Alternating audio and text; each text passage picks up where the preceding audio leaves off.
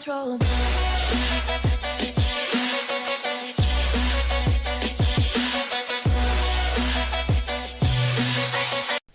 Hello everybody, it's me, Killerman, and welcome back to Project Ozone 2, Kappa Mode, and today we're going to be making an OP crossbow. That is right, and it's just right here. It has everything you're going to need, well, mostly everything. As you can see here, you're going to need components to make a magma crucible and a fluid transfer something or other. I forget exactly what it's called right now. And the materials to make magical wood. That is 48 enchanted books. These only have to be level 1 enchantments. It doesn't matter if they're level 2, 3, whatever. As long as they have an enchant on them, you can use them. So I'm going to go ahead and craft the 12 magical wood and these two machines, and I'll be right back. Okay, then after you have your magical wood and these two machines, the magma crucible and fluid transposer, next thing you need to do is put in your glowstone dust. I've already tested this, so I already have one in here. You'll need 40 of it to fill up 4 buckets with glowstone, basically, energized glowstone. So I'll be back once that is done smelting down. Okay, and while that energized glowstone is being cooked up, let's move on to the next part, which is actually making the parts. So crossbow limb, go ahead, make one of those. Then we need, let's see, I believe it's the tough binder and stuff. I don't want to accidentally mess this up. Yes, I need tough rod, or tough binding, that is. And then I need crossbow body, using up all my magic wood. Then I'm going to need a bowstring. In this case I'm only using string, but I will be replacing this with fiery web once I actually go into the nether and kill some hell spiders. But for right now it's gonna do just fine. Go to here, make everything like so, and boom. Now you're probably going to be asking me, well, why did you just make a magical wooden crossbow? It has 0 attack damage.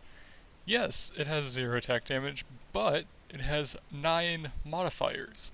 And because you can replace parts, I'm then going to turn this into a aluminum crossbow, which then has 9 modifiers. So I guess I will be back once I have the energized glowstone done. So see you then. Okay, and after waiting 5 hours to get all the electrolyzed glowstone, it is now time to actually make lumium blend, that is, using tin and silver. Be able to make this. Thankfully you keep the bucket after doing this. And yeah, that makes 16 lumium blend. Let's go throw this into the smeltery and get smelted up into lumium. Now, while that's blending up, we also need to get our glowstone bars. Yeah, these. I'm only gonna need 1, I believe. And you'll see what this is for in a bit. Oh, actually looks like it melted up pretty quick. 16 molten aluminum. Okay, let's get ourselves crossbow limb, tough binding cast, and what else was it? Oh yeah, crossbow body. Okay.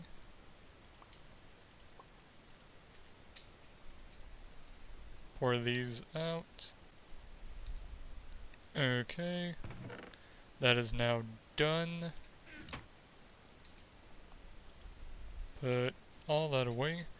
Let's replace all the parts to this crossbow.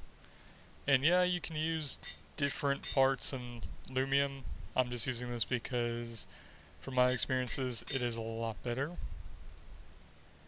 And like so. So now we have a lumium crossbow with 9 modifiers on it. Next up, what you want to do is get a tool rod cast and make a lumium tool rod.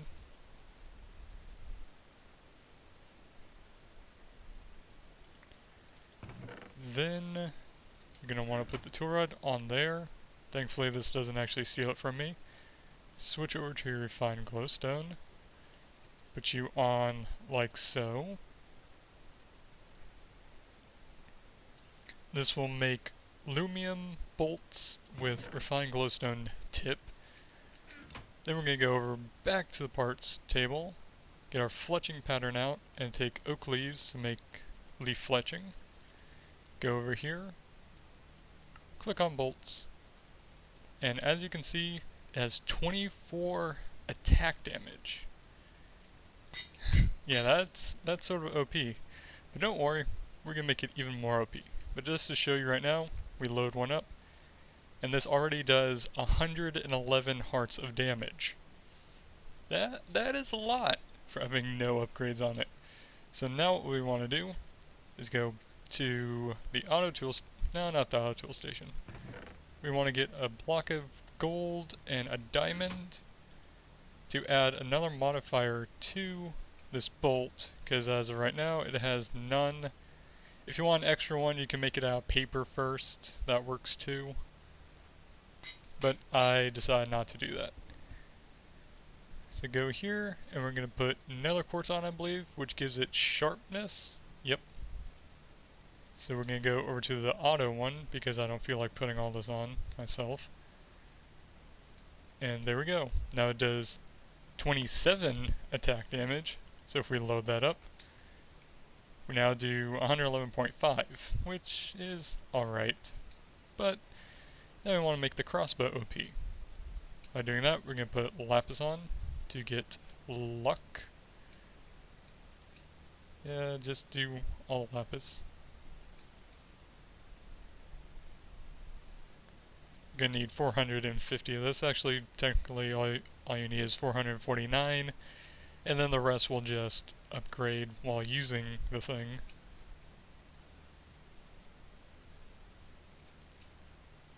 And there we go. That also works. So that makes it so that way we have looting on it.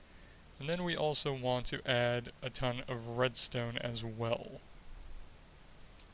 So just add as much redstone as possible to it, which is 100.